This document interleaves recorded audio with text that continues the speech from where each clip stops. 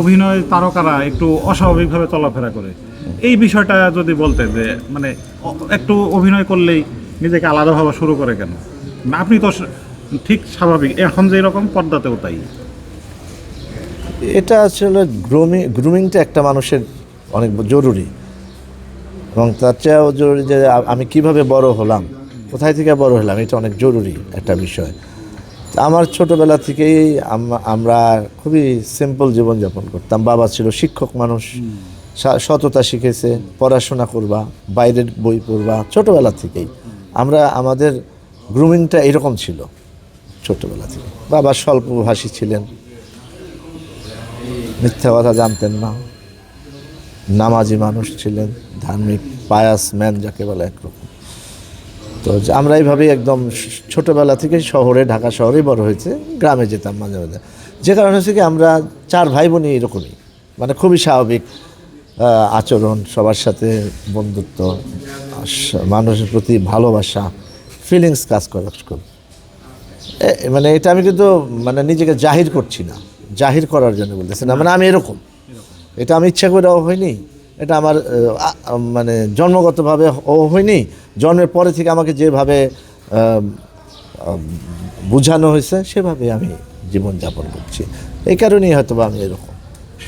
আচ্ছা, তো আপনি বলছিলেন যে যারা এরকম হয়েছে সেটা তাদের বিষয়, আসলে সেটার উত্তর তা আমি দিব না, সেটা তারা দিবে যে তারা উন্নাসিক। আমি শব্দটা ব্যবহার করলাম যে কেন, কারণ আমি অনেক জীবনে অনেক কিছু দেখছি, এবং অনেক বড় বড় মানুষের সাথে মেশার কারণে হয়েছে কি আমাকে আসলে অতি ক্ষুদ্রই মনে হয়। আমি নাট্যাচার্য সেলিম আলদিনের সাথে মানে বিছানায় ঘুমাইছি একদম বন্ধুর মতো। উনি তখন শিক্ষক জাহাঙ্গীরনগরে, আমি ছাত্র। আমি হুমায়ুন ফরিদি ভাইয়ের সাথে ছোটো ভাই বড় ভাই সমাজ জাহাঙ্গীরনগর থেকে।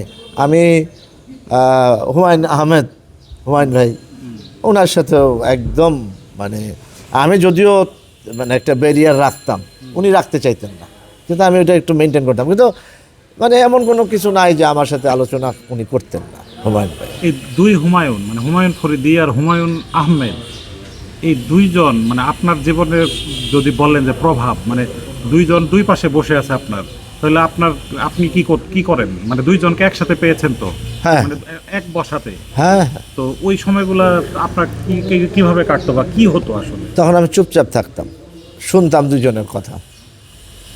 আচ্ছা, মানে আমি শেখার চেষ্টা করতাম যে ওনারা কী বলেন, কী আলাপ করেন। আমি কোনো ইন্টারফেয়ার করিনি, মানে ওনারা দুজন কথা বললো, হ্যাঁ আমাকে জিজ্ঞেস করলে কোনো হয়তো উত্তর দিতাম, সেটা অন্য জিনিস, কিন্তু নর্মালি ওনাদের কনভারসেশনের ভিতরে আমি কখনই ঢুকিনি। আচ্ছা, দর্শক একদম। তো যদি হুমায়ুন ফরিদির কথা বললেন যে আপনি তো মানে আপনার ছাত্র জীবনে হুমায়ুন ফরিদির সংস্পর্শে ছিলেন নাকি? হ্যাঁ, তো ফরিদ ভাই তো নাট্য সম্পাদক ছিল না জাহাঙ্গীরনগরে? তখন তো আপনারা দুইজনই একই সময়ের স্টুডেন্ট। না, উনি তো আমার সিনিয়র মানে একটা সময় তো হ্যাঁ হ্যাঁ হ্যাঁ 2 বছর ছিলাম। তো মানে জাহাঙ্গীরনগর বিশ্ববিদ্যালয়ে হুমায়ুন ফরিদি যখন ছাত্র, তখন আপনি কি দেখতেন? মানে আপনি তো এই জায়গায় অভিনয় শোবিজের হুমায়ুন ফরিদিকে তো অনেকেই জানে, জাহাঙ্গীরনগরের হুমায়ুন ফরিদি নাট্য সম্পাদক অথবা জাহাঙ্গীরনগরের থিয়েটার কর্মী বা ওখানকার স্টুডেন্ট, এইটুকু আসলে মানুষের অনেক কিছু অজানা আছে যে হুমায়ুন ফরিদির ছাত্র জীবনের মুভমেন্ট কেমন ছিল। উনি তো সবসময় দলবল নিয়ে চলতেন, এক কথায় সবসময় 7-5 জন একসাথে থাকতো, নাস্তা করতো। ওনার সাথে প্রথম যেদিন আমার দেখা হয় সামনাসামনি, সেদিনও ওই ক্যান্টিনে আসছে 5-7 জন আমার সাথে দেখা হইলো। তার সবসময় মানে খুবই রাফ চলতেন আর কি, সত্যি কথা। কিন্তু পড়াশোনা করতেন প্রচুর, বই টই পড়তেন, কিন্তু খুব ডেসপারেট ছিল, চলাফেরার ভিতরে একটা মানে ব্যাপার ছিল ফরিদি ভাই। হ্যাঁ, সেলিম ভাই তো তখন সেলিম আলদিন তো তখন শিক্ষক।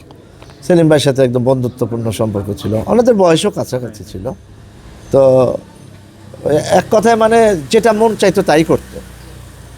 তো ওনার যে মানে ধরেন মানে ছাত্র জীবনে যেটা হয় যে প্রেম ভালোবাসা বা ধরেন অনেক কিছুই করে, রাজনীতি করে, কেউ কেউ প্রেম করে, কেউ ভবঘুরে থাকে, তো ওনাকে কোন ক্যাটাগরিতে ফেলা যেত? যে অভিনয়ের বাইরে,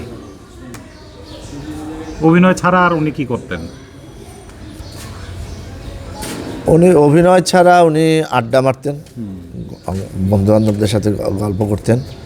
আর যখন জাহাঙ্গীরনগরে পড়া অবস্থায় উনি জাহাঙ্গীরনগর ঢাকা থিয়েটারে জয়েন করেছিলেন, তখন তো উনি অভিনয় করতেন না, এখানে আসতেন, সময় পাইতেন না। আর অভিনয়ের বেশিরভাগই দেখতাম যে গল্প করতেন, আড্ডা মারতেন, আর বই পড়তেন। মানে আমি আমাদের লাইব্রেরিতে আমি নাটকের বই যখনই বের করতাম দেখলাম যে ফরিদি ভাইয়ের নাম মানে মার্ক করা, ফরিদি ভাই যে এটা পড়ছে এটা বোঝা যেত আর কি, একটা ইনিশিয়াল দিয়ে রাখতো। হ্যাঁ, ফরিদি ভাই অনেক বইতে আমি পাইছি, প্রচুর পড়তেন লাইব্রেরিতে। ডিরেকশনে কি অভিনয় করছিলেন নাটকে ঢাকায়? আমি ঢাকা থিয়েটারে করছি ভূত নাটকে, সিনেমা ওই যে শ্যামল ছায়।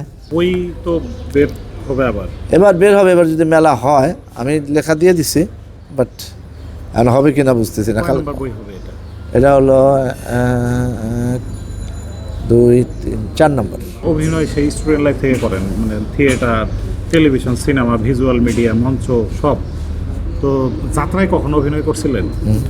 কোথায় এটা? এটা মানিকগঞ্জে। এটা কি প্রফেশনাল যাত্রা দলের সাথে? হ্যাঁ। কিভাবে ঢুকলেন এখানে? 2 বছর আগে। টিভি নাটকে বা সিনেমায় যে অভিনয় করতেছেন, এখন পর্যন্ত কত টাকা বাকি আছে আনুমানিক?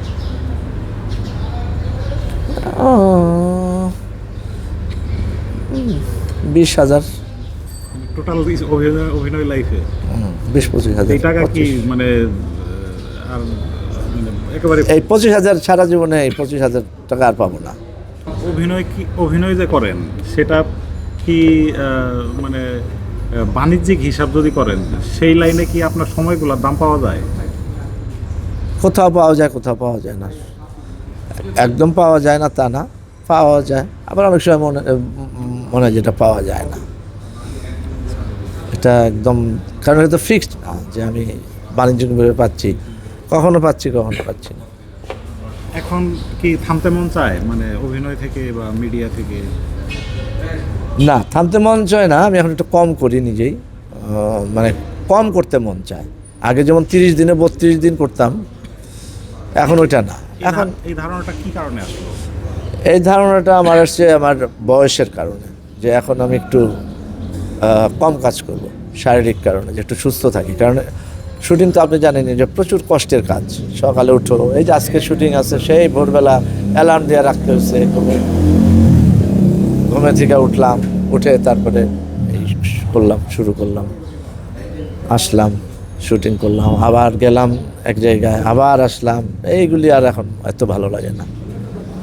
তো ওই জন্যে আর অন্য কোনো যে জীবনটা শুরু করেছিলেন, আজকের এই জায়গায় এসে সেই জীবনের কি দেখা পেয়েছেন?